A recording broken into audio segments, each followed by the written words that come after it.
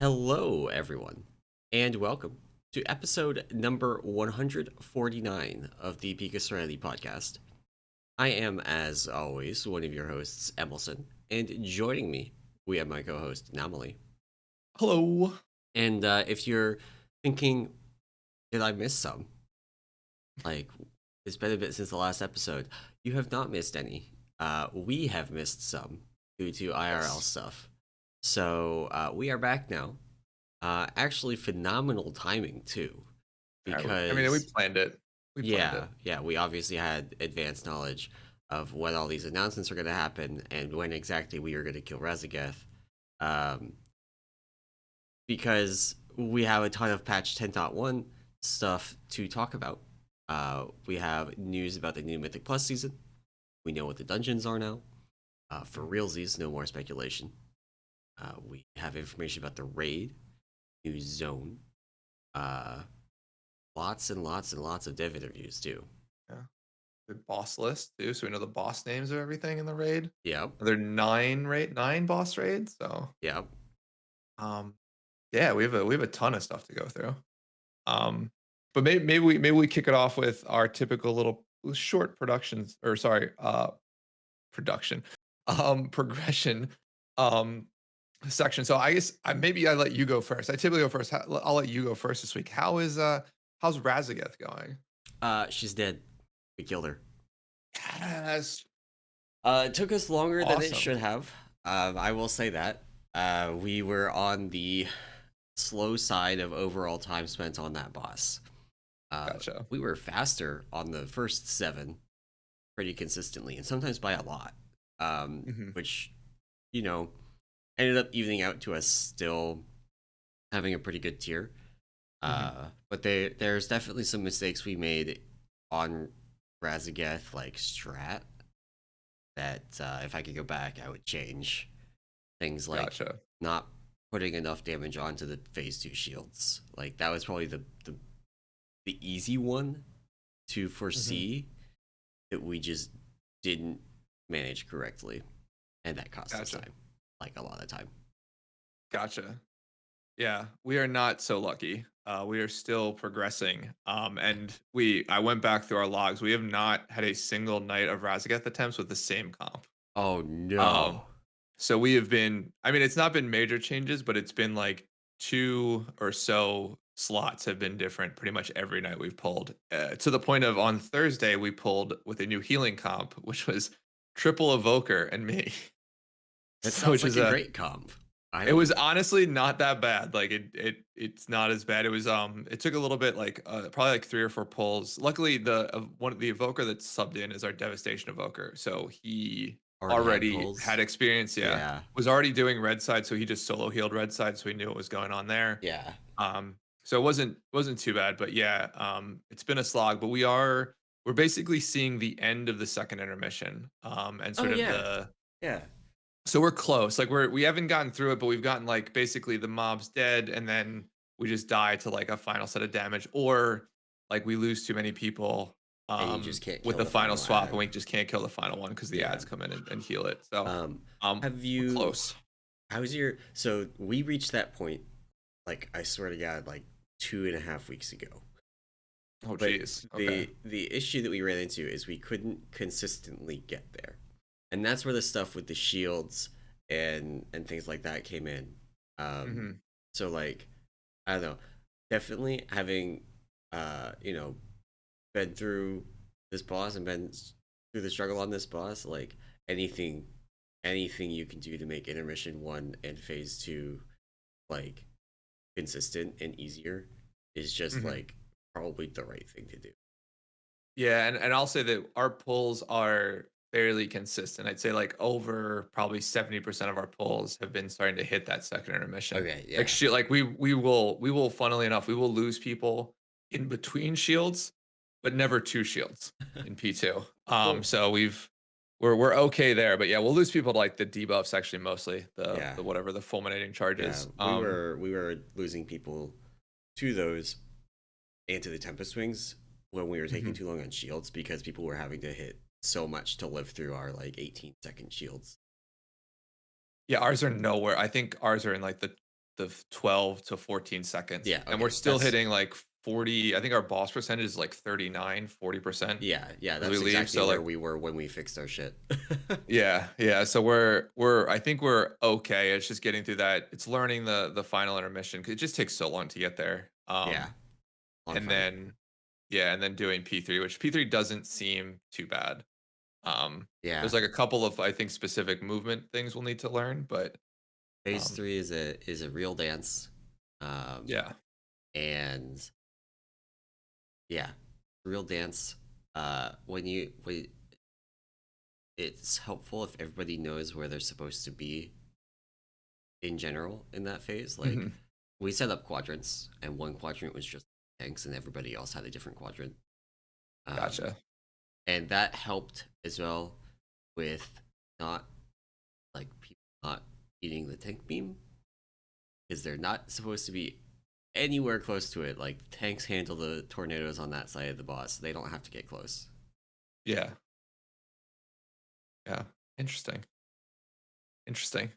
Yeah, so we'll see how it goes. But yeah, well, we're close-ish. I mean, hopefully this week is the kill week. We get a really good Yeah, Tuesday into P3, learn early P3 on Tuesday, and then kill it Thursday would be the goal. But yeah, yeah.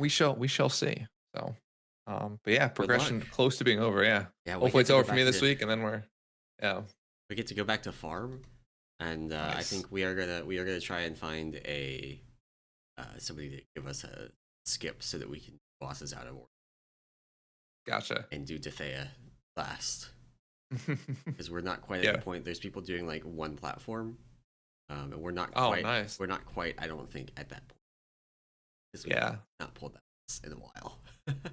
It's been a while for us too. So, um, well, cool. Well, awesome. Yeah, I mean, I think hopefully progression over and we can start just talking about fun farm stuff.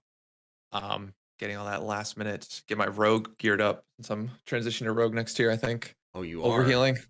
No, I probably won't, but that's the running joke right now. Gotcha. Gotcha. So Gotcha.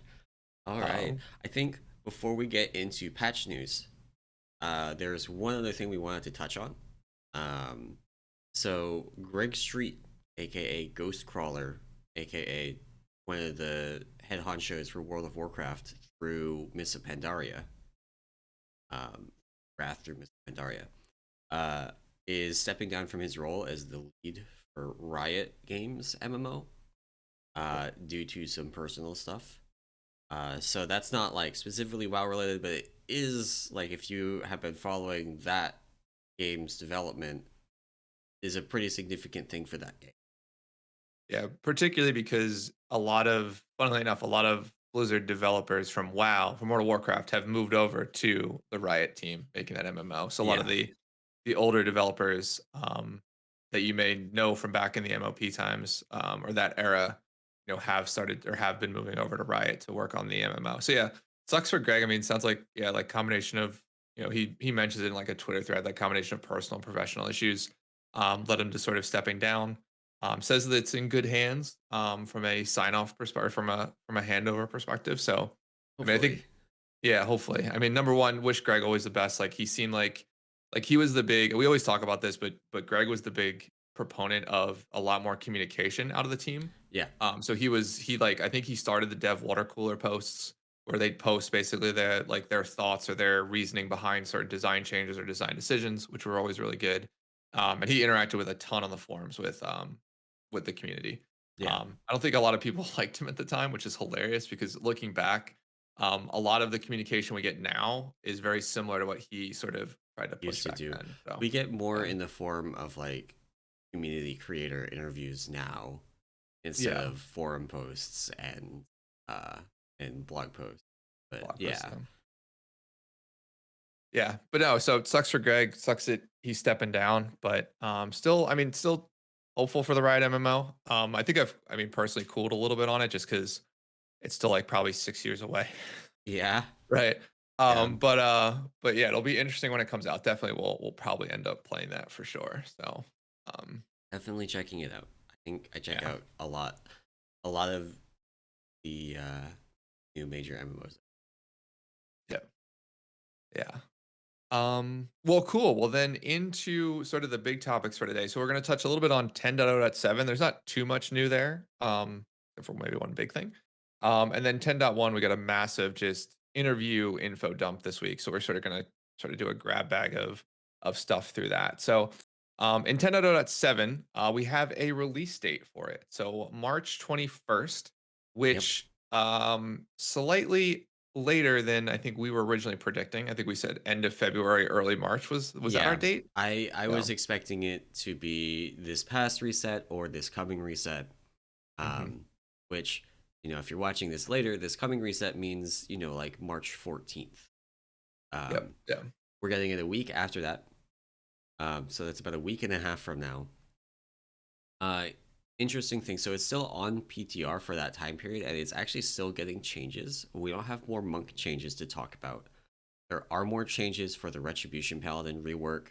I don't Hmm. know full details. It sounds like that they just like took off some of the damage that had been added to the spec. Yep. But so that is still happening. While we actually also have the 10.1 PTR that came up this week. So we have this dual PTR setup. It's very, very unusual. Yeah. And traditionally, we see about 8 weeks of PTR for a new patch, about 2 months of PTR. And I'm wondering if the dual PTR setup is going to change that, or if it means Yeah. there's going to be even less time between 10.0.7 and 10.1, and maybe this is intentional so that they can have like a compressed like 6 week time frame between 10.07 and 10.1. Yeah. Maybe. I mean, it's definitely. It seems. I mean, everything seems faster, but I think that's just a function of them, putting out their roadmap and having like dates they want to hit and like content Yeah, patches they want to put in. Um, But yeah, I mean, that would put, the 10.1 patch in like the May, late May, early June-ish timeframe if it's, about right. 8 or so weeks with a Which little bit the of leeway. roadmap said like summer or early summer for the Yeah, major content patch. So that would line up. exactly. Exactly. So we'll see if that does it. But yeah, the PTR is definitely out there. And for both of these, still seeing changes on 10.0.7. Um, but yeah, that now has its release date. And there's I guess there's a couple of things coming in 10.0.7 that just to sort of reiterate things. We're definitely getting. I think the big thing is like we're still getting class updates. Yep. So like monks getting or at least Mistweavers getting a new node for Shaylin's gift. A couple of reworks to the tree there, which is exciting. We have heritage armor for orcs and humans if you care about that type of stuff. There's a new zone we're going to, the Forbidden Reach, which, well, I guess new zone. It's where the Evoker's starting zone is, but we get to go there now. Yeah. And there's new max As level stuff everyone. to do there. Yeah, new max level content along with that ring that's upgradable, and the primordial stones there. So there's a lot of stuff in, and we've covered I think all this in previous podcasts, but a Yeah. lot of stuff coming in. We did. I don't know if you watched it. We did get a trailer for the content with the three aspects. I don't know if you watched that at all. I actually was just looking at that. I watched like the first 30 seconds of it. So Like, so I will say that I am excited for the characters that they've introduced. So basically they introduced the three other aspects. So like we kill Raszageth in this right. patch, and her I guess brothers and sisters are the other primordial dragons for the different elements. And so they introduce like I think it's like earth, fire, and I forget the other. I think it might be water is the other one, or wind or something. Well, Um, Raszageth is like wind and lightning, right? I said it's water, ice, or something. I think is Yeah, the other okay. one. But they basically introduce them and like they talk about their quest to find like the Neltharian's original like laboratory where he did all of his experiments and created like the whatever dragon flight that was bad. It was chromatics that were like the mutation ones. Yeah. Forget.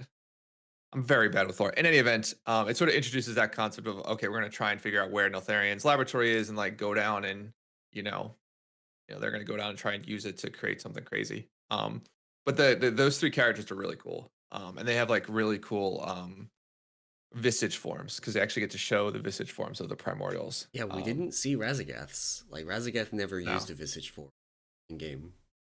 no, we never get to see hers. So, But yeah, cinematic as always, very well done, very cool. And yeah, we get to go to the Forbidden Reach in a couple weeks. So yeah, 10 out of 7 quickly approaching.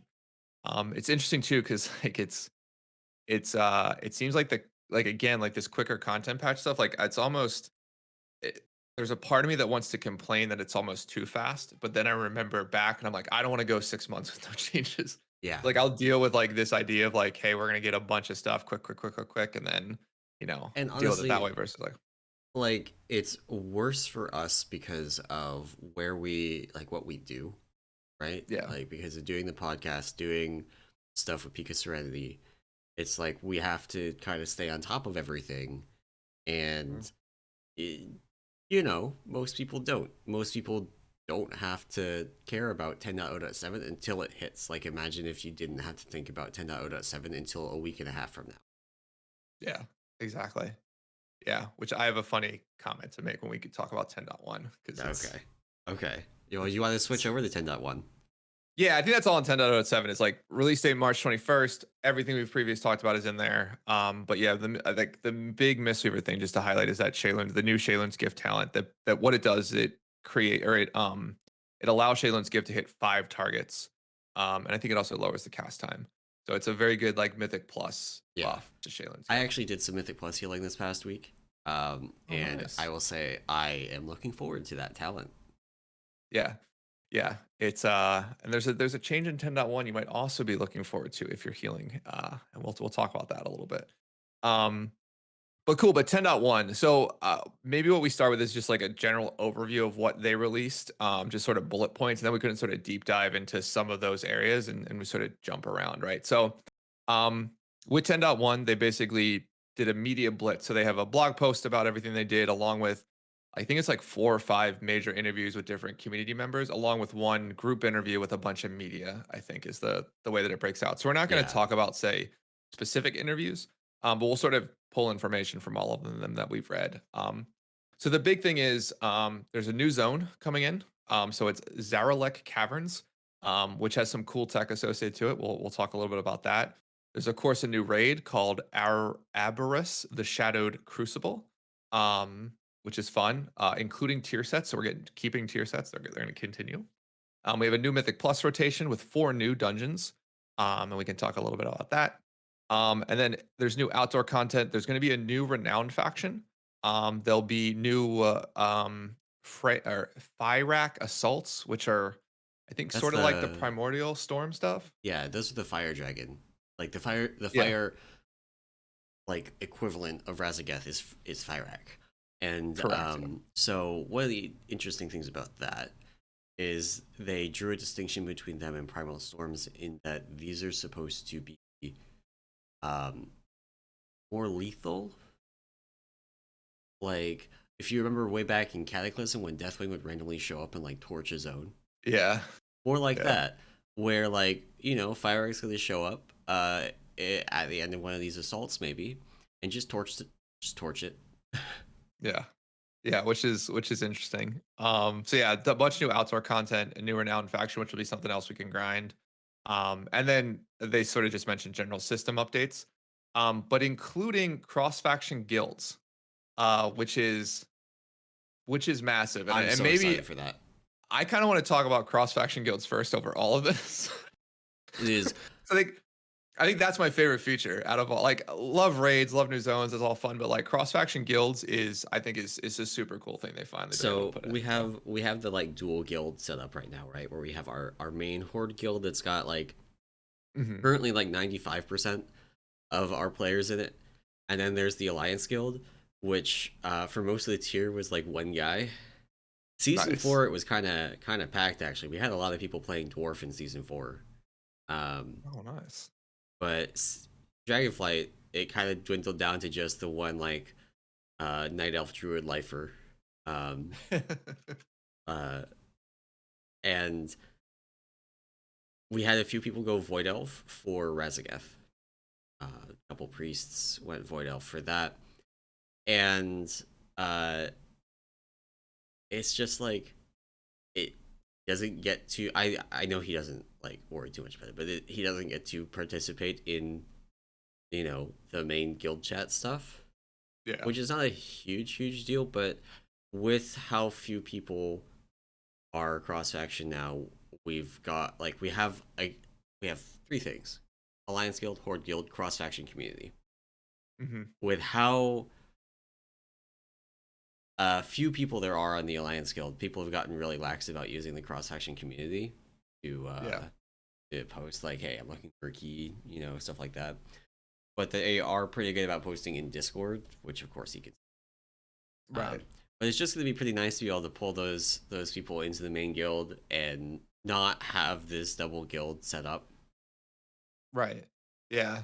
Yeah. And Ian, so the interview I think Bellular did with Ian touched a little bit about how this will work. And like basically Ian's response was like, it's gonna work just like cross faction groups work, in that like you're just a part of the group as like any other player. Like, and the only distinction of like a horde guild versus an alliance guild will end up being based on whoever the guild master is. Yeah, It's like if your guild master is horde, you're considered a horde guild. If your guild master is alliance, you're considered an alliance guild. But other than that, everything else sort of just functions like cross faction guilds will, or sorry, cross faction grouping. Sorry, works yeah, today, which is awesome. It seems like fairly seamless. So I can't wait to literally day of 10.1 faction or sorry race. Or I guess it's faction and race change to gnome and never look back. So it's gonna be great. Oh my Um, god, gnome weavers. yeah, I'm gonna be. I mean, got like monks get goblin in 10.0.7, so we'll be goblin to start with, and then we'll eventually be gnome. Go back to my roots. So, um, every one of my, by the way, every one of my characters before I transferred to horde was gnome. I never played a. I didn't play a class that couldn't be gnome. Um, I'll say other than I guess my first character ever was a night elf druid that I got to level 11 and quit. Um, but yeah, um, every other character I've ever played has been a gnome. Before I moved to Horde. So Those of you that are listening to the audio version cannot see my look of disappointment. Just so making you aware of what's the occurring. best the best race combination. But yeah, they're coming in. I think we knew about like cross faction guilds eventually being in. It's cool that they're coming fairly quickly. I'd say. Like I Yeah, don't know. Like personally, I would have expected this to be like a later like maybe like a 10.1.7 type patch or 10.1.5 type patch, right? But not in the main 10.1 update. yeah. So After the comments that they gave about you know not getting cross faction guilds until sometime next expansion that we got mhm, during season 4, right? I think a lot of people were expecting it to be a we'll get it at the end of Dragonflight kind of yeah. thing, not the first content patch, which is Mhm. uh you know welcome. It's very welcome. It's gonna smooth out things for us. It's just like very nice quality of life. Yep. And Yeah. yeah, I mean, I guess the other piece, like I talked about the chat thing, right? But there's also the guild bank thing. Like That's huge. we have Vantis runes and other consumables in our guild bank that right now, like I withdraw them and trade them to the people that are playing alliance characters manually, Yeah. and it's so annoying. Oh yeah. I just think for and like for I don't know if your guild does this, but our guild like we have like enchanting tabs and like gem tabs, so it's like Yeah, basically almost everything and we we like either people put in the bank or like the bank yeah, like the guild bank provides it. So it's like you just miss out on all that just random stuff of and like oh guild you need to repairs. enchant. Yeah, guild repairs The are Alliance Guild god Bank does huge. not have very much gold in it to I can cover imagine. the repairs, so the Alliance people kind of cover their own. That's funny. Oh man. Yeah. Um but yeah, no, it'll be fun to sort of go cross faction. See, I wonder how many people my guild will change, but no, it'll be nice to be back alliance. Be interesting. For sure. I'm definitely gonna walk into Ogremar, or portal into my faction home city and like not know where anything is. Since I've been Uh, alliance in forever. So um well, cool. Well, maybe we then. So that was the big thing. Yeah, I wanted to talk about. I don't know if there's anything if you want to take us to maybe the next topic. sure. Anything big? So I actually want to skip over Mythic Plus for just a second because I think there's a lot Sure. to talk about for Mythic Plus. We can Yeah. that can be a lot of the show, But I want to skip over that briefly to talk about the raid a little bit, and Mhm. then talk about the new gearing system, which could Oh also be a yes. huge topic. But the raid's going to be a small one because we just like technically the dungeon journal is up. It's very early. We can see Mhm. boss names, we can see boss images, that kind of thing. We are getting the simultaneous release of all difficulties again. They Uh, did say that, yeah. I mean, it basically sounds like it worked. It was less confusing and worked better for people that were not at the top end. Which, like, all right, fair enough. Um, it it is the kind of thing where like generally we're gonna be able to walk in and do the first two bosses on Mythic, Mhm. probably on week one. Um, so I mean, hooray for an extra Mythic Vault slot for us. Maybe if we're Yeah. really slamming or the bosses are really undertuned, we'll get three, and the entire raid will get a Mythic Vault slot.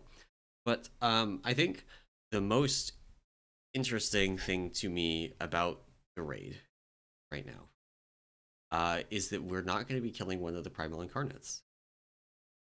Yeah. I think a lot of people had assumed when we killed Raszageth and you get that cutscene where the other three Primal Incarnates break out, I think a lot of people had been assuming that the structure of the rest of the expansion was going to be okay, we're going to go to the next patch and that raid will end with us killing another Primal Incarnate.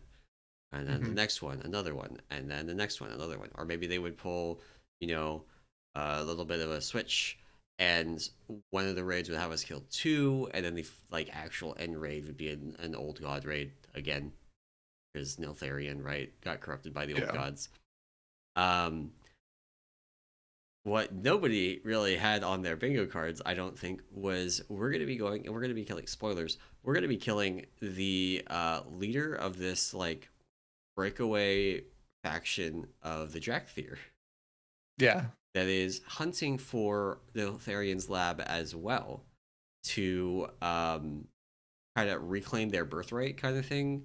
Like Neltharion created the Drakthir, and they're trying to basically find the tools that he used to do that and gain power, you know, Yeah. that kind of thing.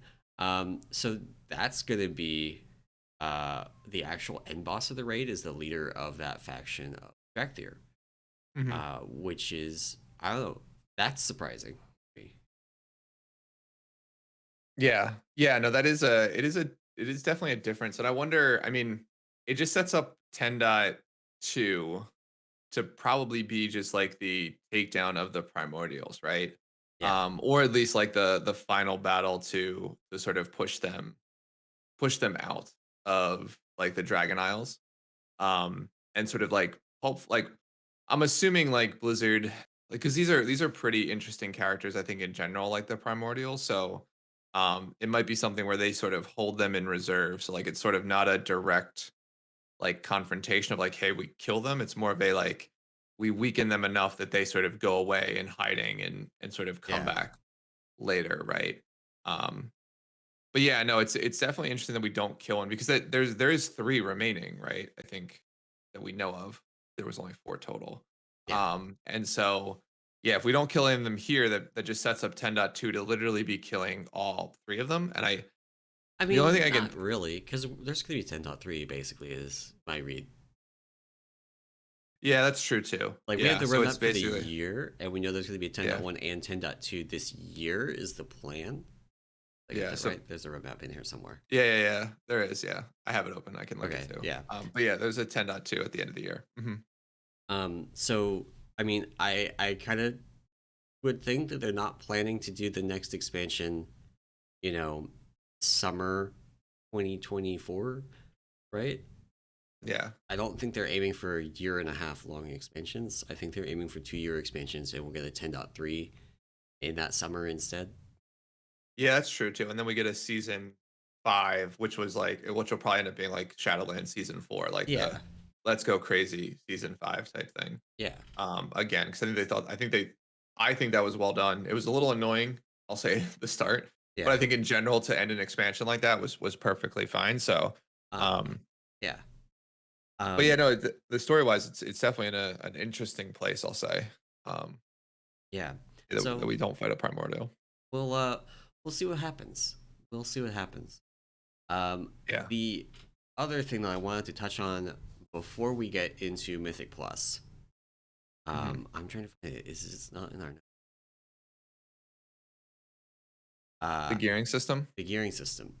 We Oh got yeah, I a didn't. I don't.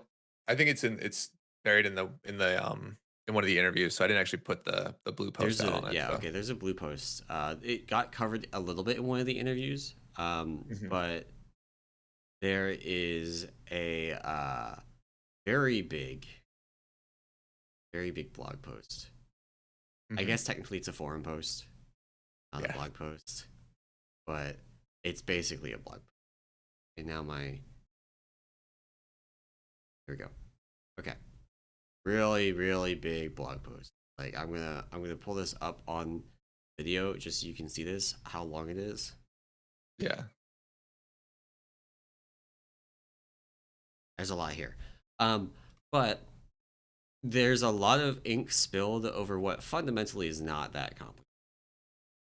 Um, the nuances and the technical details get a little bit complicated to deal with all the edge cases, but the Mhm. the fundamental version is basically this: no more valor.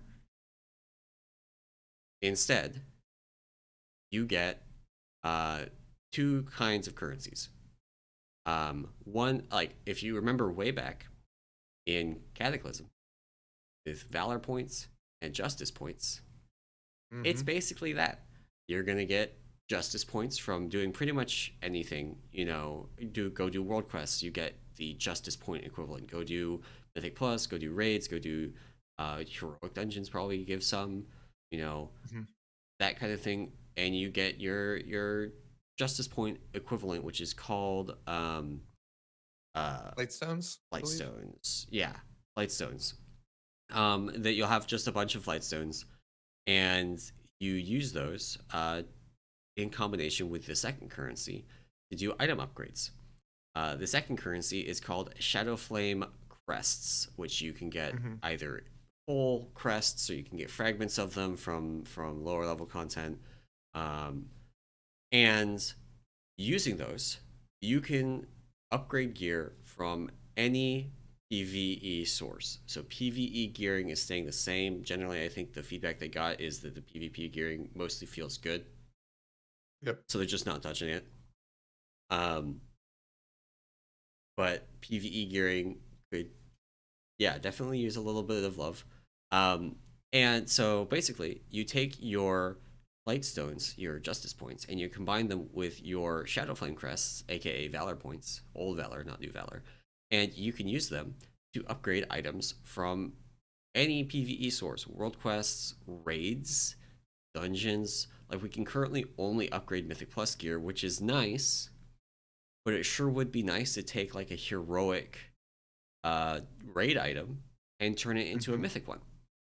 Yep. And that's basically what this lets you do. There are caps. You can turn an item into an item of the next tier, basically. So you can turn a normal item into a heroic item into a mythic item, but you can't turn a normal item into a mythic item. So that means that you're not incentivized. For example, if there's a really good trinket, to farm that trinket on all four difficulties and then save all of your points to turn it into a mythic quality Exactly. trinket. Um, You gotta step your way up. yeah, so you're really like if you're a mythic raider, you're going to be doing probably heroic and mythic, and then turning it into a mythic copy. Um, the mythic one is actually a little bit more limited than the others, and this is one of the kind of edge cases.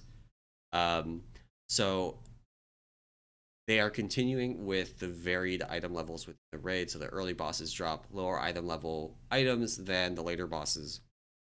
Mhm. And so that means there's some added complexity about what it means to turn an item into a heroic item, right? Mythic item.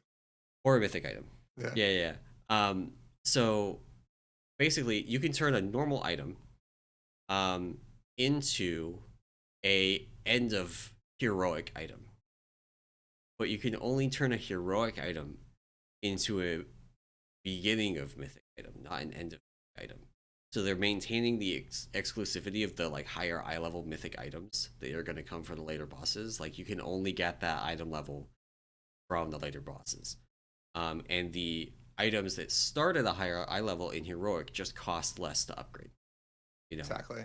uh, to put it in like current terms, if you start with a heroic Broodkeeper trinket, like a grief torch, that's gonna basically have one upgrade that you do to turn it into a mythic Aranog level grief torch.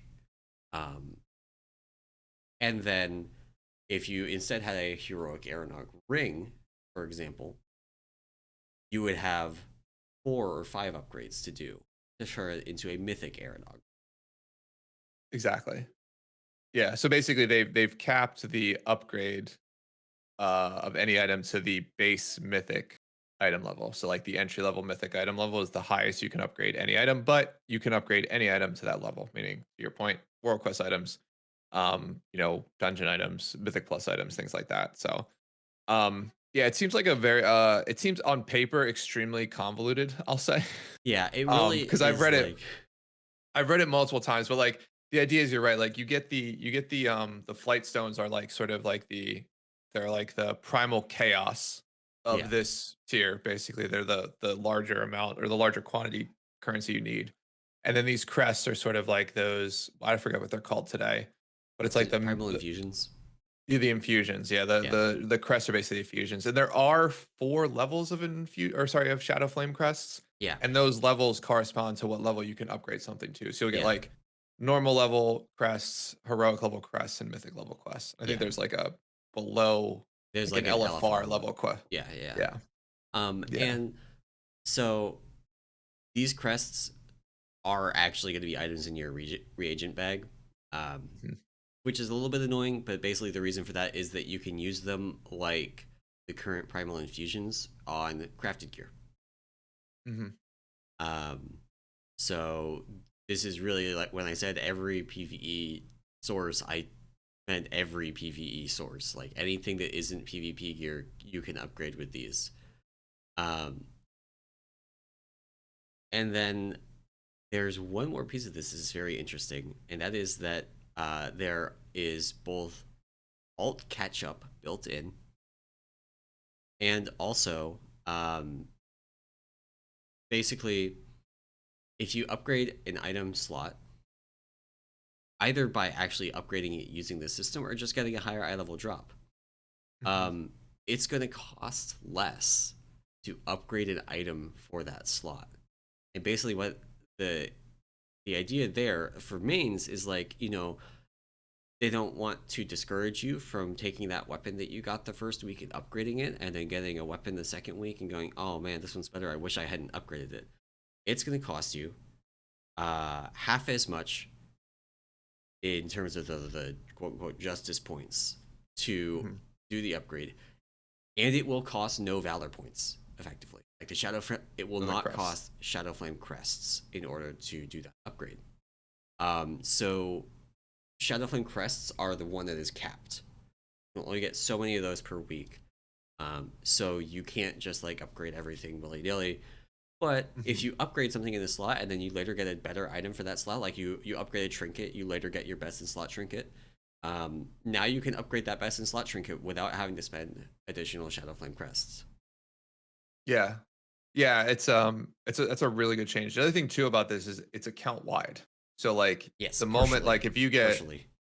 yeah, well for what for almost most armor, but like what is out of scope, like weapons, right? No, no, And no. rings? Oh, sorry. Everything's all item slots are in Uh, scope, but you don't yeah. get the removal of the Shadow Flame crest cost. On and all. Yeah, that's Yeah, right. you basically have to spend half as much of the light stones, the like justice Yeah. point currency, but you still have to pay the Shadow Flame crests. So that basically means that like you can't hop on an alt and just like, if you're a mythic raider, you can't hop on an alt and just like dump flight stones into upgrading all of your gear to mythic gear. Yeah, on and all. Yeah. Yeah, You still need to play the alt to get the crest currency, but yeah, yeah, the flight stone currency, or the more grindy currency we'll say, yeah, has that reduction, which is yeah, again like I think a great change to keep people playing like multiple characters. yeah, So yeah, no, yeah, it's the gearing this upgrade system, while on paper seems a lot more like we'll say complicated. In general, like I think the way it plays out is this ends up being like just a better system. This also comes with the removal of Valor and that idea. Like there is also the removal of like the Keystone Master and Keystone Hero sort of gating of upgrading of items, meaning Yeah, like actually. today you need to get to a certain Mythic Plus rating to upgrade a Mythic Plus item to like the highest level.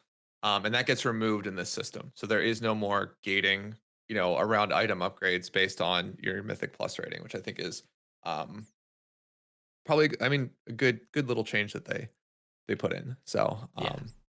yeah, I'll be interested to see how this plays out, like what this means, because like I think this also does away with the idea of like you wanna like spam like +2 keys just to farm Valor, right? Like that was the big thing around like once Valor gets uncapped Yeah. in any expansion. That's a lot of what people do, which doesn't really help here because like I don't think if you do a bunch of just Mythic Plus things, you're not gonna probably be at a loss of like Flight Stones and then crests are already capped. So it's like Right. not gonna help you get more crests. One of So the pain points for me at least with the Valor system, right, is like we would mhm. spend time in raid and then come away and, no Valor points. So now you need Valor points to upgrade the gear that you got from Mythic Plus, because even though you're raiding, you're using a lot of gear from keys. Like I have multiple Mythic Plus pieces on. Mhm. Um and that's just kind of annoying. So now you're gonna get those flight stones from raid as well as from dungeons. So I don't Mhm. suspect we'll end up in the same situation where you are gated super hard by flight stones and need to spam twos to get them. Yeah. They did confirm that the bonus, like right now, you get bonus valor if somebody in your point gains score from a key, or somebody in your group gains points from a key. That's going to stick around. You'll get extra flight stones if Mhm. somebody gets score. Yep. Yeah. Yes, this is definitely a cool new upgrade system. We'll see how it plays out, but it's a again, it's a fairly large change to a system in like a .1 patch, Yeah, this which is really big. Like yeah. the closest comparison is actually the reintroduction of Valor in Yep. patch 9.0.5 Mhm. in Shadowlands. But that was much more limited in scope. That was only Mythic Plus gear. It was basically just adding the ability to upgrade Mythic Plus gear, which was a good change, right? Mhm. But that was not nearly this level of like we are rebuilding the upgrade path for all PvE gear in the game. Yep. Uh, but yeah, I'm excited about the fact that this is going to let us take heroic gear and turn it into mythic itemable. Like that's going to be very nice. We're going to be able to take those heroic clears, and instead of just throwing away a lot of the gear, we will do a mythic. We'll clear like the first 4 bosses of mythic or something, right? And Mhm. then even if you don't get an item from it, you're going to come away with these mythic level Shadowflame crests and be able to maybe turn, like maybe you got a really good trinket from heroic, and you can turn that into a mythic eye level trinket. Um, Yeah. so that's just going to be nice.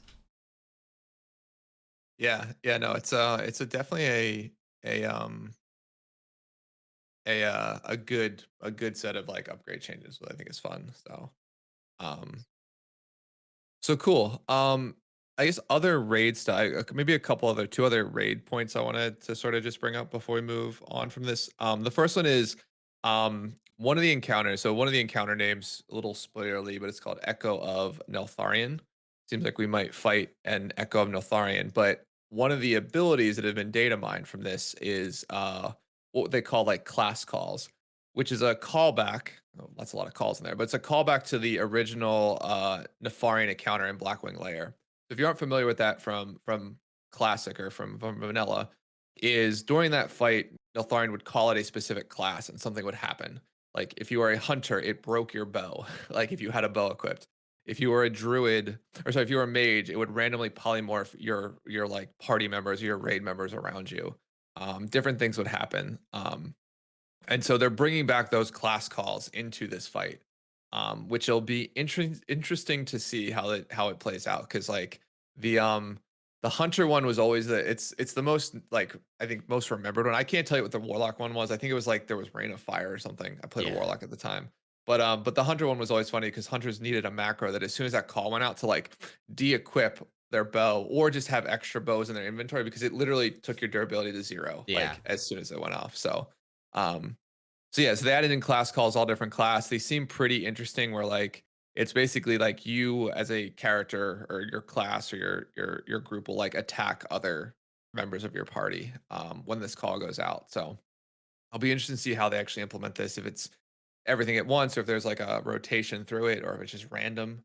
Um, it'll be funny to see if there's any class stacking on Mythic that makes sense to do based on these calls. So So one of the interesting thing about these calls, so the ones in Blackwing Lair on Nefarian were purely negative. It was just always bad things, a little bit memey things, right, like the Hunter Bow thing, mhm. but always bad things. These, a lot of them do damage, and it's a lot of damage, and so you can definitely kill your raid members with these. Mhm. But they also do damage to quote all creatures and players. Yeah. So we don't we have obviously not seen this fight, Yep. but there's a lot of speculation about there being like these calls go out and there's maybe ads that need to be killed, and then you try and use the class calls to kill the ads, or you use the class calls just to do extra boss damage, right? Yeah. So that's going to be interesting. We'll see how it plays out, if it actually is fun in practice or just like miserable.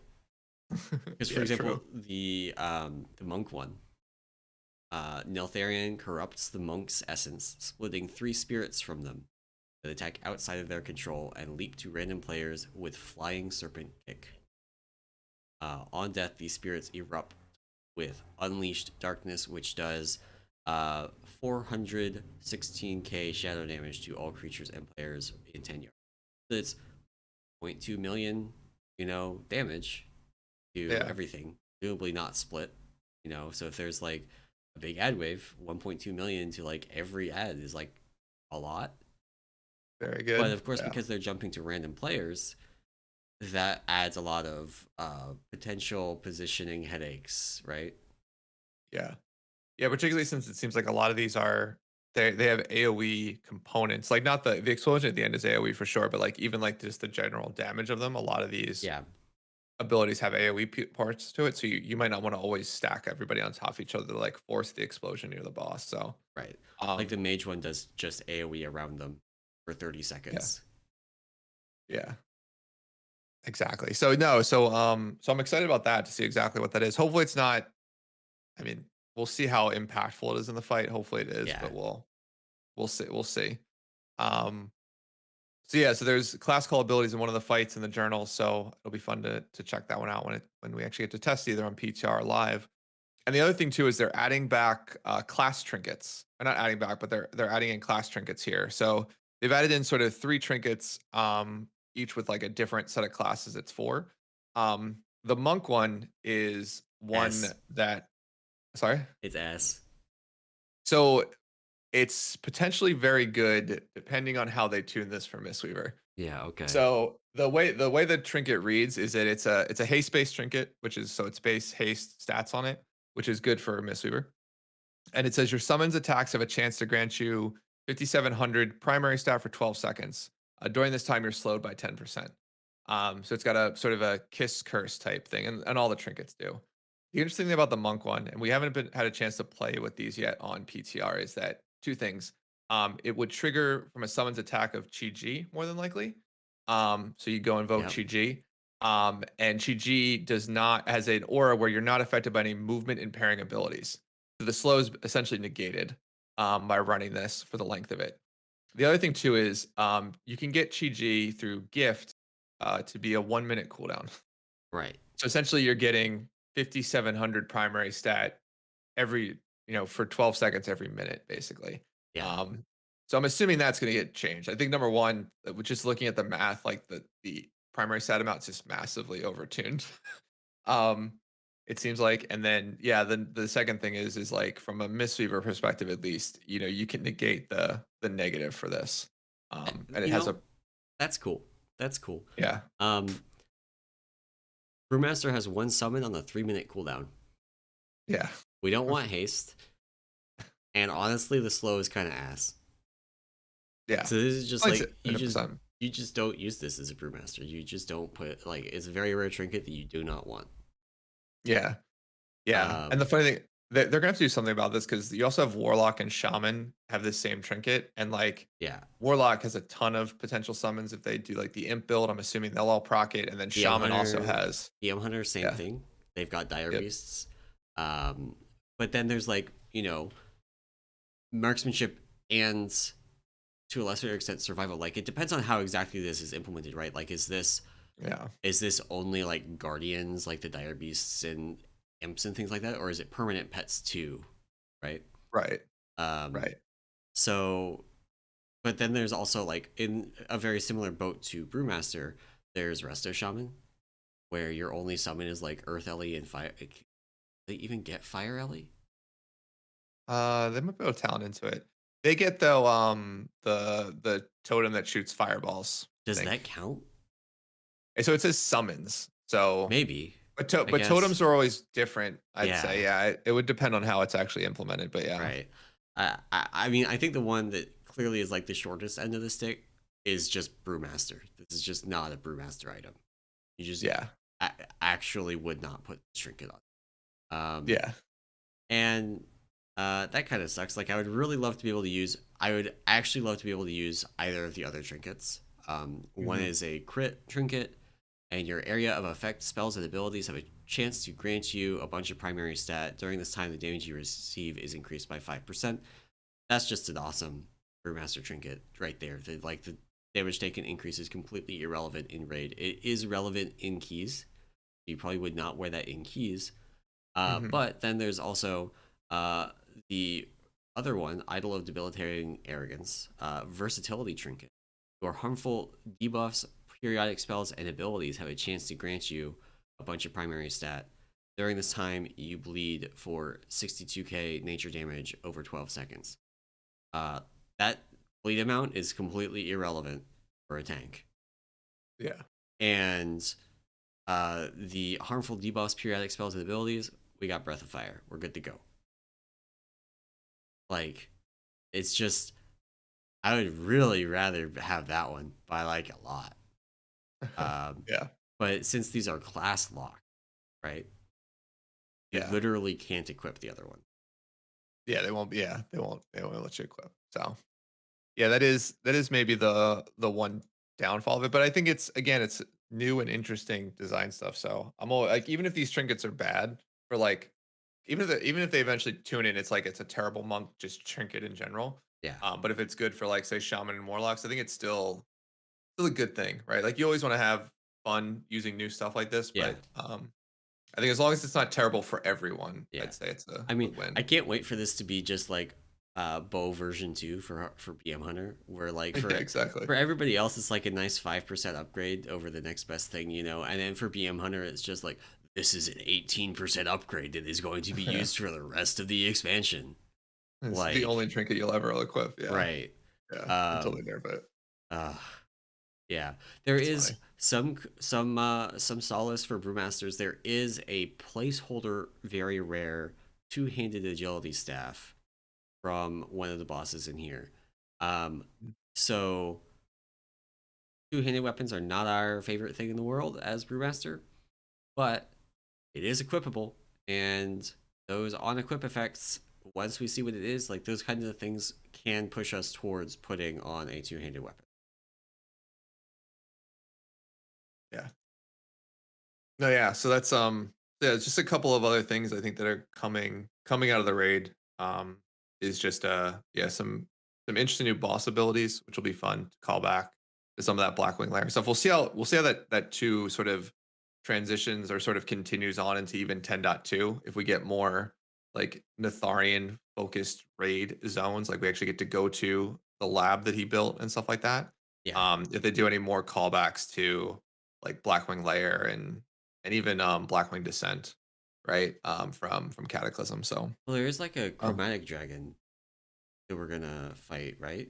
In oh, the are we? I think we actually do go to the lab in this raid, in this next raid. Okay, okay, got it, got it. Sorry, I thought it was Uh thought we were waiting on it. So um yeah, because there's also like a new two-handed weapon that goes back to Candy, which was a Blackwing layer weapon. It's called Ashkender, um, which like has a similar model to Candy. So um, yeah, I mean, there's a lot of I think callbacks uh, to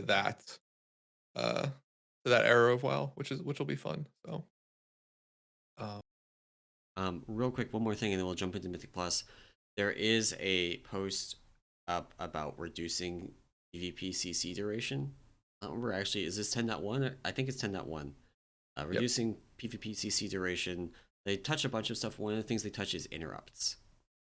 Interrupts which have is a interesting. spell school lockout, and they're taking like a second off of all of them. So, for example, Spear Hand Strike currently locks your spell school for 4 seconds. They're reducing that to 3 seconds. I'm mentioning it like we're not a PvP podcast. I'm mentioning it mostly because it actually has nearly zero impact on PvE because almost nothing actually uses the spell school lockout in PvE. Right? Like you kick something and they just like cast it again. If it's a spam spell like a lightning bolt, right? Right, right. Or it's kicking something like a tidal burst in Temple of the Jade Serpent, where you don't really care about the spell school lockout. You're kicking something that has like a 30-second cooldown. Right. So mentioning it, but not a big deal for people. Yeah. No. No. Um, Definitely a PvP change. Yeah, will be rough. So.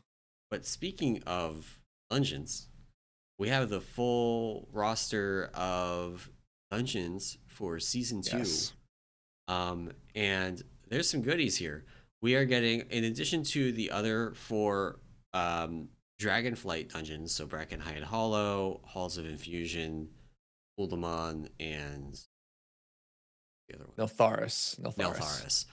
We are getting Neltharian's Lair from Legion, which hopefully they do something about those fucking pelters. Oh my Um, god, yes. Oh no. I uh, forgot about that. Oh yeah, no. yeah. We're also on top of that though. We're getting Freehold and Underrot from BFA, which Freehold Okay. is like the most popular dungeon, just period from the last couple expansions. Very well liked, uh, and hopefully there's some things that they tweak on like the first boss to make it so the powder shot doesn't just one shot at higher Yeah. levels, right? Especially since more people are going to be doing higher levels because of the incentive to be doing 20s for weekly rewards. Mm-hmm. Um, and then Underrot is also one that was kind of like, it wasn't as much liked as Freehold, but it was not like a King's Rest tier. Everybody hates this dungeon. I actually quite Yeah. like Underrot. Like Underrot was a pretty good dungeon. Um, the second I boss, the first boss was like, okay, so you skipped all of the trash in the first area. You skipped all of it, every last bit of it. You did like the pull at the top, just inside mhm. the entrance to the dungeon, and then you just like yeeted yourself down the bridge, hopefully with an invis pot.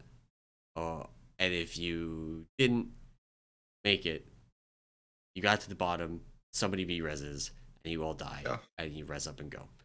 And then that first boss was kind of like comp check because of how many kicks you needed. That hopefully will get Yeah. a look, but rest of the dungeon's fine. Prog's a big healer check, and just like I Oh don't know. god, I hate that. And then the mushroom guy. So I will say that Underrot's a fine dungeon, but I had the most fun doing that in what was the one with the lieutenants awakened, where you had the Yeah, portals. yeah, yeah. Being Like able to, yeah, that affix in that dungeon, I think went really well because it made it skipping the trash, particularly the third to fourth boss area where you have like the random sort yeah, of snake things that come out of the ground. Like that was not they're not random, they're in fixed positions, but it's yeah, but yeah, no, that dungeon, I will always the problem is I ran that so much, particularly during that season, that like yeah. I only remember doing Underrot in my head with those sort of like portal skip I mobs. mean, I'm not. We definitely lost keys to just really dumb stuff with like you're trying to walk around the worms at the end, right? Oh and you my god, slip off yes. a rock and you pull two of them, and it's just like, oh, well, we're dead now.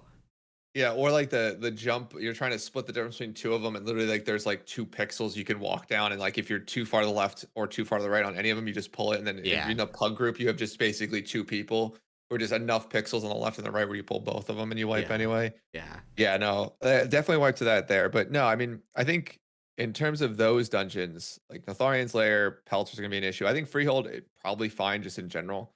I agree with you, that's a really fun dungeon. Like, there's nothing all of the mechanics, specifically from Trash, are mostly ground targeted or like frontals, and yeah. so they're very easy to dodge, and you can do fairly large pulls with, which I think people enjoy. And then Underrot's like, again, um, the skipping part will be interesting to see, and then also it's Dispel City, like everything puts up some sort of Fair, disease, fair. or dot, and like it's tons of spells, but again, not too difficult. Um, Um, I would be curious to see if maybe they'll just do a pass over the trash on the first part of the dungeon, because like nobody yeah, did it. Nobody pulled that yeah. off.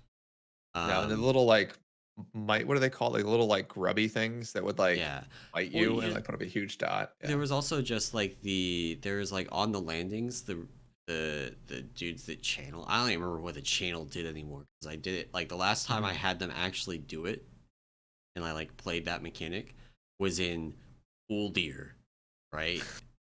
Yeah. It's been a while. You just don't do those. Yeah. It's way, way, way too much work for way too. Don't do those. We do have one other dungeon though. Um, We haven't talked about yeah, going back even farther, Vortex Pinnacle from Cataclysm. pre- pre-mythic plus dungeon, Yeah, this is which is sorry. this is gonna be nostalgic. So I'm currently playing Blood DK, right? I'm a Blood DK main at the moment.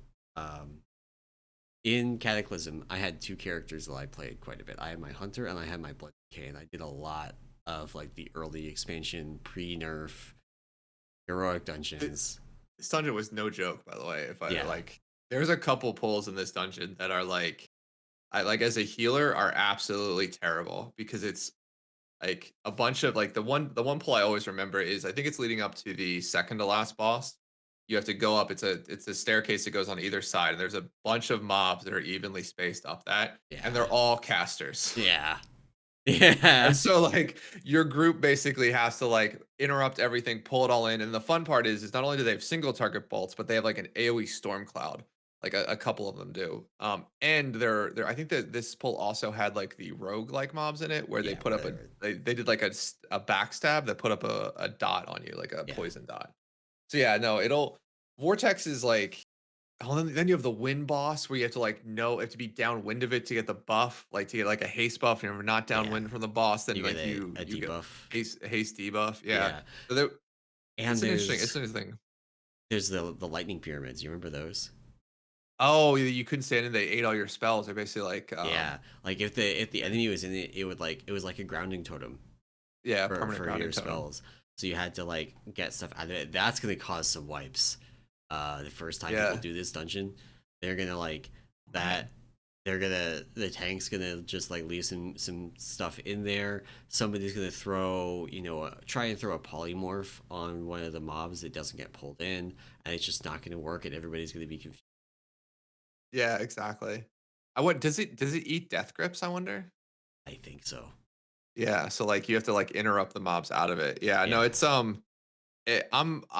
I'm excited for I think two reasons. Number one, this sort of opens the door for them going back even further on dungeons and updating them for Mythic Plus. yeah, Because like they're gonna have to do more work. Like Notharian's Lair, Freehold, Underrot, those are gonna be like tuning paths on abilities to make sure like they align with current damage and healing and stuff like that, yeah. right? See, That's and you don't have like you can no longer have the tank just get dots on the pelters and then run yeah, away and outrange them. You just can't yeah. do that anymore. Exactly, yeah. So I mean they'll do like a couple of passes like that, but largely those dungeons will remain intact like as they will. But like Vortex it'll be interesting to see what they actually go and change. Both about the trash and the bosses. I mean like Yeah, Vortex bosses aren't I'm trying to remember. They're not that difficult. Like the first boss is sort of a cluster of like running in and out from the tornadoes. yeah, Second boss is the wind dragon, right? yes, And then third boss is the hide. Like you have to hide under one of those pyramids. He creates a pyramid. It does like a big bang, and you have to hide Yeah. as a group underneath there. Um, so yeah, no, it's oh god, and those pulls of all those little mana worms that just randomly pelt people before the last boss. It's so much magic damage in that. I feel like in that expansion. Yeah. Just Yeah. that'll be as a healer. So not looking forward to running it. It it's it's gonna be an adventure. It would not have been my choice for um which Cataclysm dungeon to bring back. That would have been Stone Core. We gotta get Osric in there. Millhouse, Millhouse. Wait, that's the Um, Millhouse dungeon, that is right? the Oh, and Millhouse dungeon. that's the boss where you have like a physical dot and a magic dot you have to get on yourself so you don't turn into stone. Is that the stone core? I honestly, Osric had like some kind of mechanic like that, but honestly, the bigger thing about Osric is he does the shout "break yourself upon my body," puts up a damage reflect, Oh yeah, and your DPS delete themselves. that's true. That's true. Yes, yes, yes, yes. Which is maybe not the most 2023 kind of game mechanic. You know, we have the whole like I don't want to stop damage, you know, Exactly. reaction memes and all this stuff. So literally bringing back a boss where one of the core mechanics is stop damage is maybe not Not the ideal. most, not the ideal thing. Yeah, but no, this is it's cool. I mean, people probably super hyped on Freehold. Super. I mean, Natharian's Lair I think is a fine Legion dungeon. Um, we've already got it. We already got a couple Legion dungeons, you know, this for this expansion, so, or for this season one. Yeah, In I like think they court. did. So I think they did Neltharian's Lair because this is the like Neltharian patch. yeah. Like we're getting Neltharian's Lair. The raid is Aberrus. It's like Neltharian's lab. Hmm. So I think that's Yeah. the idea. Is we're getting all of these dungeons that are tied to Neltharion in some way, and so they just had to bring it back. Vortex Yeah. Pinnacle is completely unrelated though. Yeah. Which is, I mean, it'll be fun to see. I wonder where they port us to. You probably just get port to Oldham, Oh man, do wherever you that remember the town is. entrance to Vortex Pinnacle? It's so cool. It's up in the clouds. Yeah, And like the people the are gonna raid. have no idea how to get there. Yeah, exactly. Exactly. Um, but yeah, then speaking of Mythic Plus, and so we're still on the topic, the dungeons got released, but then also a bunch of interviews talked about the affixes. And the fact that we are not going to get a season 2 affix. Um, Big thumbs up. which Big thumbs up. which is good. So like you know, this will be the first time since Mythic Plus was released that we're not going to get a seasonal specific affix, you know. And so Thundering was this season's affix that is going to go away in Legion season 2. Legion didn't have seasonal affixes, but they did affix kind of refreshes. Like every season they removed affixes and added new ones. So some of them kind of Okay. were seasonal affixes. Like you remember, um, oh man, what was the like fuck Holy Paladin in particular one?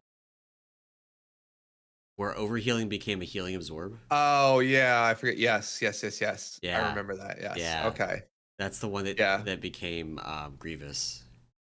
If I Exactly. remember Yeah. right. Whatever was previous. Yeah. And the like literally druids and even monks to a certain extent could ignore it. Yeah, but With at hot. least it Yeah. didn't.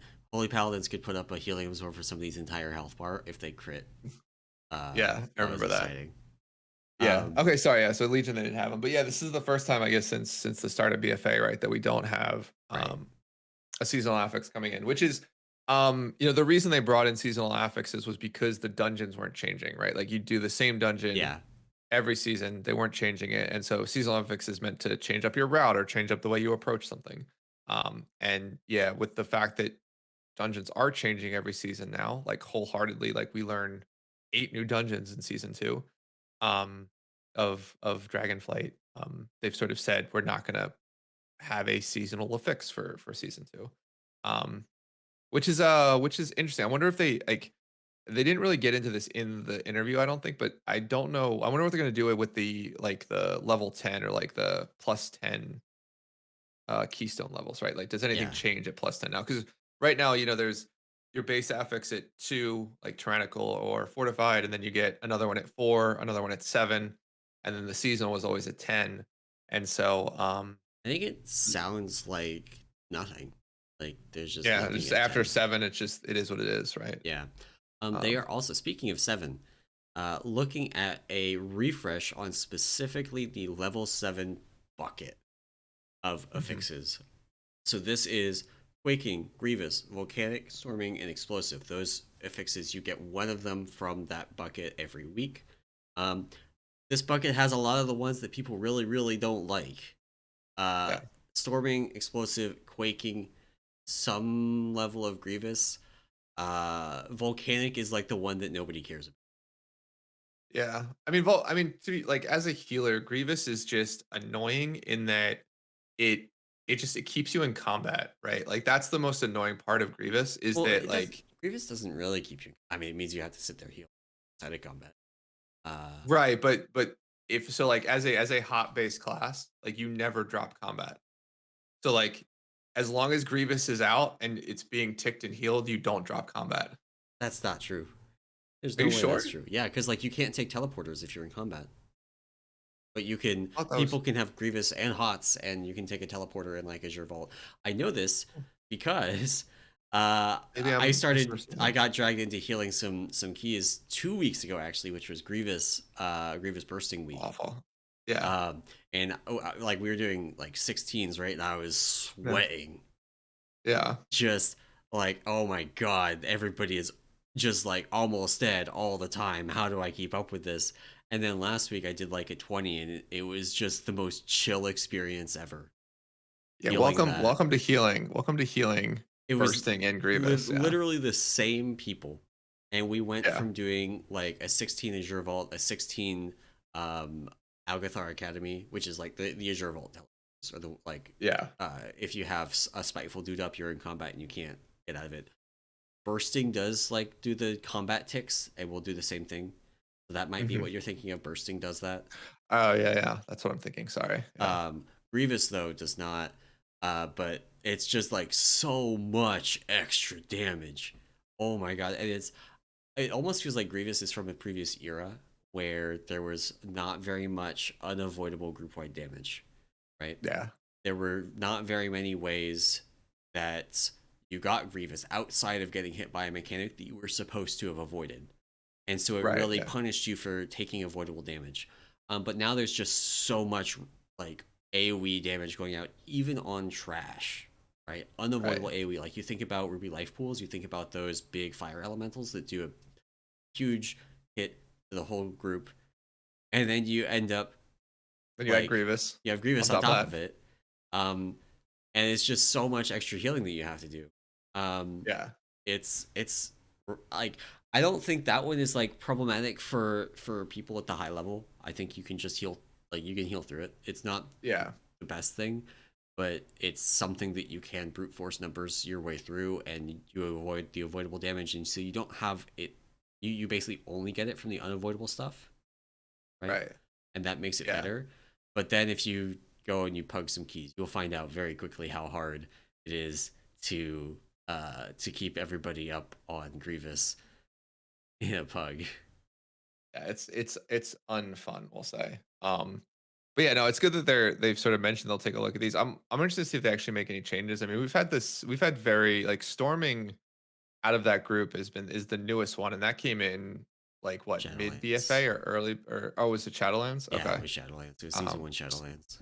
so and the rest of them have been there since the almost since the beginning, or Yeah, through almost through the last at least full yeah. expansion and a half. So I think I they need a refresh. And yeah. like my point of view is they probably need to not do things that stress healers because I feel like Probably so. in Mythic Plus, almost most of the affixes are more stress on the healer than any other role. Like I think Sanguine puts a little bit of stress on the tanks in terms of like movement and Yeah, things like that. But even bursting to like a lesser extent isn't really like a DPS type check. yeah, It's more of just like, do you have cooldowns up from your healer? If yes, just go. If not, like, yeah.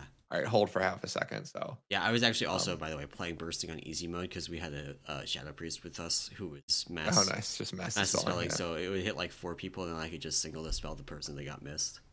yeah, Um, but I mean, this level 7 bucket of the like worst affixes in the game, right? I would hmm say that the three worst affixes in terms of fun are storming, explosive, delightful. Yeah. Um, and it's like storming is not hard. It's just really, really annoying to Yeah. play melee on storming. And it's actually a little bit frustrating, actually very frustrating sometimes on storming with all the frontals.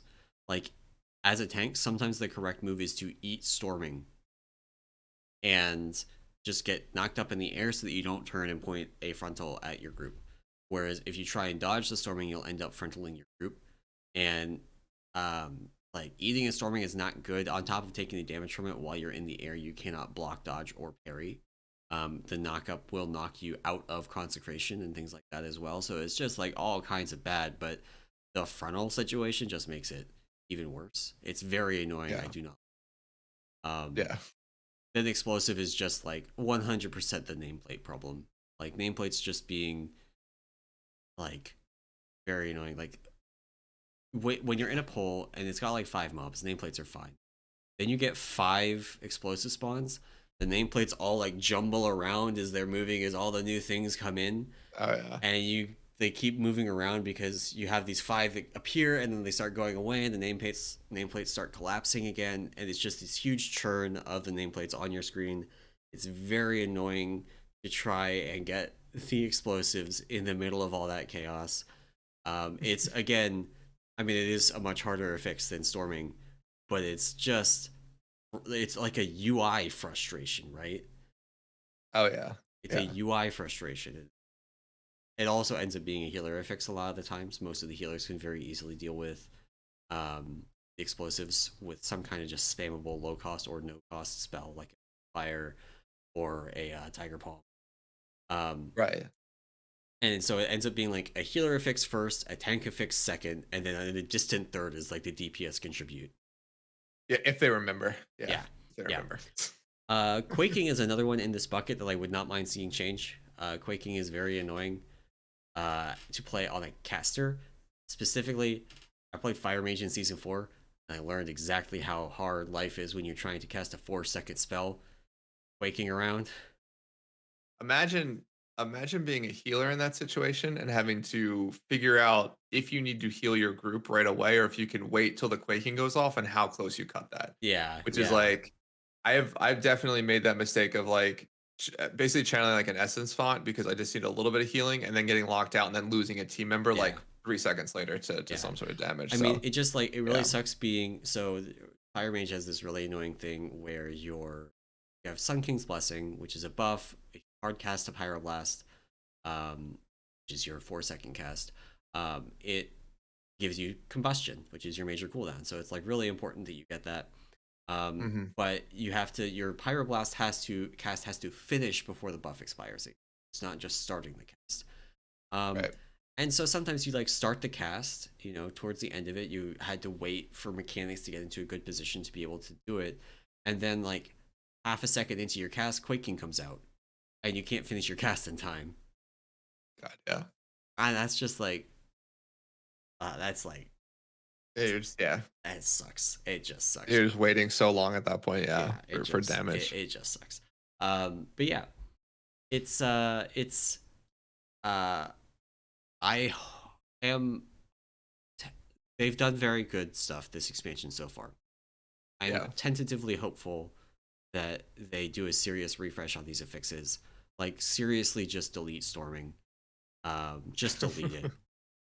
Explosive figure out some actually like the best thing that would come out of them looking at explosive in my mind is just looking at nameplates and going, how can we make nameplates less frustrating? Yeah. That's a big thing. And then honestly, they could probably not touch Quaking. Quaking's probably fine as is. It's a little bit annoying, but there's a big difference between the first time I played a caster on Quaking Yep. and where I play casters on Quaking now, and how often I get spell locked and how I play around it. And so there is depth to that Hmm. versus like Grievous. It's just like shits on your healer. Yeah, exactly. Yeah. Yeah. No, yeah. So I think it'll be interesting to see what if any changes have come about the level 7 affixes for season 2. So Yeah. um yeah, any other Mythic Plus stuff? Because they did post a couple of class changes, but only for Mistweavers in the initial patch notes. So We can get to that. I did want to mention as well. So they have already confirmed that they're looking at tuning on Brackenhide Hollow in particular in God, advance of the okay, season 2 release. thank the Lord. Um, Uh, 'Cause unless you have 4 monks walk into that place, like you're dead. I mean, Like, it's that, but there's also a lot of casters that just like chain cast and like maybe looking at some of those and being like, do these really all need to be in the same pack? Right? yeah, that's Do you true. really need, you know, 2, 3 different casters in the same pack that you have to pull together that also apply diseases? Yeah, yeah, yeah. No, yeah. I forgot about that. Yes, they are going to take a look at Brackenhide. In terms of yeah, because no one like I have not been back in that place since Mythic Zero Week, and I am very I've been glad. extending my lockout from Mythic Zero Week in order to be able to go back in and do crafting stuff. You can extend the Gotcha. Mythic lockout back in. Yeah, that's hilarious. That's hilarious. Um, cool. All right. Any other Mythic Plus type stuff? I Um, think that pretty much covers what we know so far. Oh, yeah, Mythic Plus testing starts in like a week. Like yeah, when it's like when the week that 10.07 comes out, Mythic Plus testing starts for 10.1 PTR. yeah. Either On next the week, weekend. yeah. It's It's over the really weekend. soon. Yeah, So which is very soon. we'll get to see what they do with Vortex Pinnacle, with Brackenhide Hollow, with the fucking Pelters and Neltharian's Lair. God, dude. Yeah. Yeah, it should be fun looking at that testing for sure. Unfortunately, though, for me, that's over Diablo 4 open beta weekend, I think. So Yeah, I have not picked I will that up probably yet. I will probably be diving into the depths of hell for a little bit. Yeah. But yeah, Um, we'll see. quick thing for those that didn't play Legion or didn't do super high keys in Legion and aren't familiar with what the Pelter problem is, they random target a cast that does a just monumental amount of damage to a single person. It's random. You end up with multiples of them. Sometimes they all target the same person, and the person just dies. Yeah. Just dies. There's just nothing you can do about it because you can't have a personal every time. It's also not an interruptible cast Right. either. That's Um, the other problem. and one way you could deal with it, like there are 2 ways you could deal with it. You could group them up and then mass AoE CC them, like just spam AoE stuns, which you can no longer do. Mhm. Or your tank could outrange them. They would stop casting and chase the tank. So you would Yep. slow them, tank would run away, and just the tank would not do anything except for stay out of range of them so that they never ever cast. Yeah, exactly. So that's Yeah. the whole Pelter problem is basically like if you can't do that, they're going to just pick a member of your group sometimes and just erase them from existence. Yeah, just straight up kill them. So yeah, those it'll be yeah. I'm wondering if they tone down their damage slightly. So Yeah. um, so cool. So then along with all of this detail, Blizzard did post patch notes for the 4.10.1, which includes like a bunch of changes they're making across all the classes. So the focus on this initial group was actually on Mistweaver, and so they posted a bunch of changes to Mistweaver. And the biggest one being they're redesigning Ancient Teachings. And so I want to talk a little bit about this. So the way that Ancient Teachings currently works today is that when the buff is up, anytime you cast Essence Font or Feline Stomp, you get a 15-second buff that basically it turns any damage you do through Tiger Palm, Black Hawk Kick, or Rising Sun Kick into healing on one member of your team. And so it basically meant like if you do damage with Rising Sun Kick, a single member of your team gets a fairly large heal, fairly substantial heal. But it wasn't a smart heal, meaning that anyone injured within, I think it's about 20 or 25 yards of you, got that heal from your Rising Sun Kick. So it could target the person at 10% health, or it could target the person at 90% health and overheal them, which caused a couple of issues, particularly in smaller group content where, or in Mythic Plus, basically, where like somebody in your group would just not get a heal from Ancient Teachings and end up dying in by the time you got a chance to heal them. So they're basically changing the way Ancient Teachings work into that instead of only hitting one person, it will heal up to 5 injured targets or 5 injured allies within 30 yards for 100%, 150% of the damage done, split evenly among them, which basically means if you have 2 people injured in range of you and you have Ancient Teachings up and you hit Rising Sun Kick, they will get half of the heal, half of the 150% healing. Sort of split that way. Up to 5 targets. So it's, and again, not a smart heal, doesn't always target, the lowest health individuals, but will target up to 5 folks. Which should smooth out those inconsistencies in who's getting healed.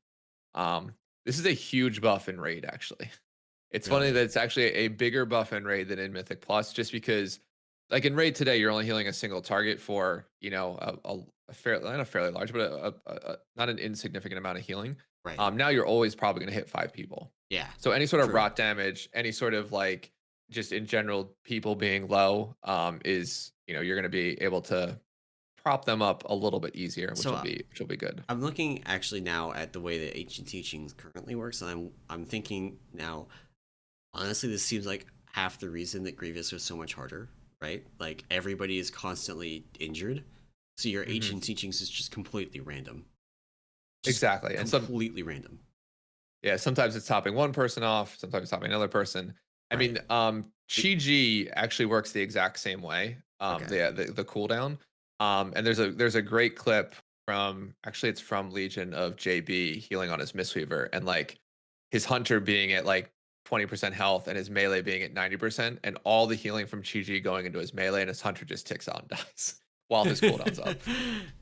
And so Yeah. that's also the issue with this, is like you'll notice that if you like with an like just playing Mistweaver a ton, it's like you'll notice that people just sometimes don't get healed by it. So this is a pretty big heal, a pretty big change. I think it's generally going to be a buff. The fun part about this is, as these notes came out, I'll know live, like literally 30 seconds later, someone posted in Mist discussion of like, how big of a buff is this? Like, what's the change in our healing? And we're like, everyone's reading this for the same time. We have no idea.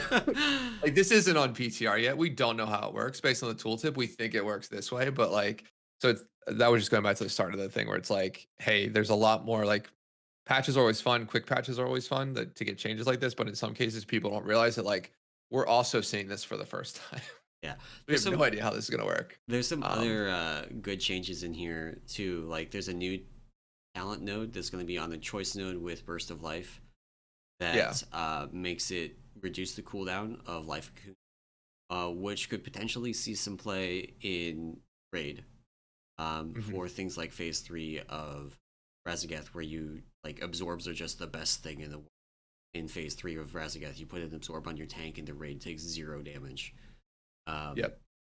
Yeah, they're changing Burst of Life. So Burst of Life currently has a cooldown reduction plus a effectiveness boost yeah, to Life Cocoon. They're removing the cooldown reduction portion of it.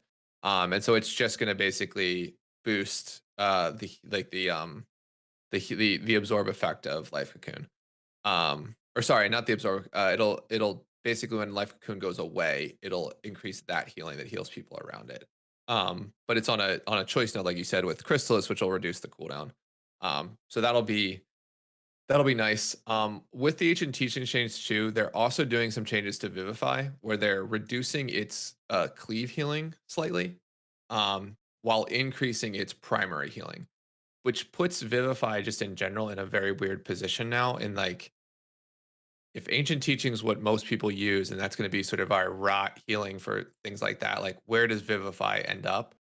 And I think in Mythic Plus, it sort of will drop in terms of like usage. Like you'll only use it if like a single target might be, being yeah. damaged. I mean, Um, this is just like your ancient teachings is going to do the same healing to everybody.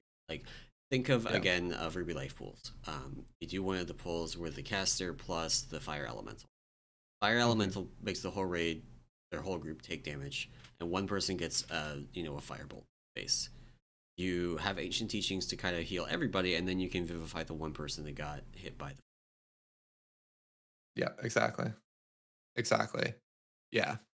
Yeah, so it'll be H&Gs will sort of is starting to fill that space that Vivify has right now, and so like Vivify is losing some of its identity, I'll say.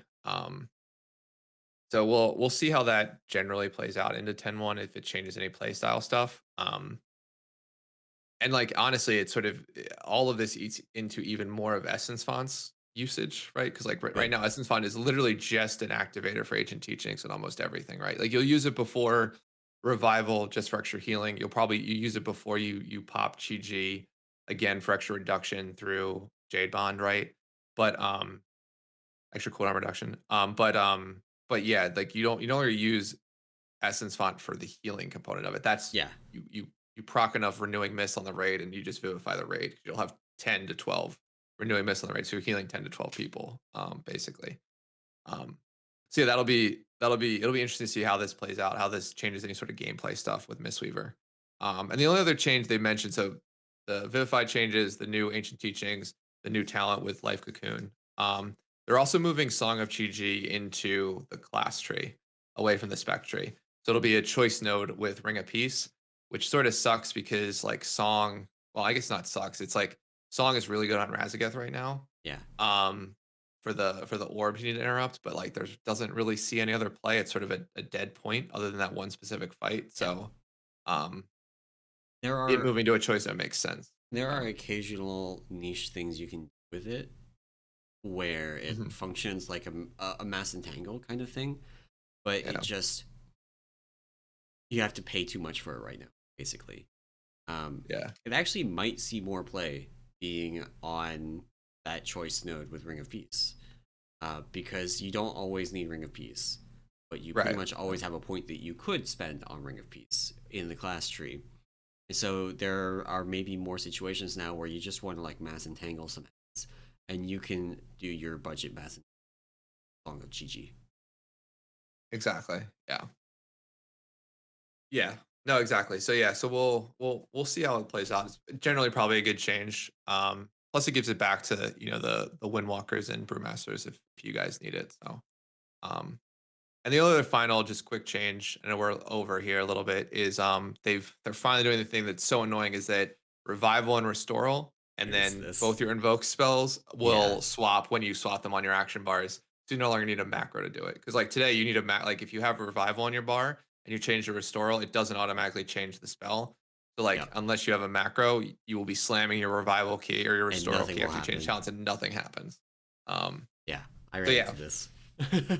yeah, no, I did this very early on before I just made a macro to automatically swap for me. So, Yeah, but yeah, no, it's I mean more changes and like somebody tweeted, I saw a tweet from someone that was like, monks have gotten more changes in like the whatever 4 or 5 months after Dragonflight launch they did like in the previous 6 years of the class being a class, and like honestly, it's yeah, honestly it's honestly true, and like all of these changes, I don't know if I'd call them all good changes, but they're all changes that like sort of you they're get a better trying. feeling that they're thinking about the class more than just like, hey, we did this huge Legion rework, we gave atonement to priests, now we don't know what to give monks, so let's just give them essence font and that's it, right? Like Yeah, that's the idea.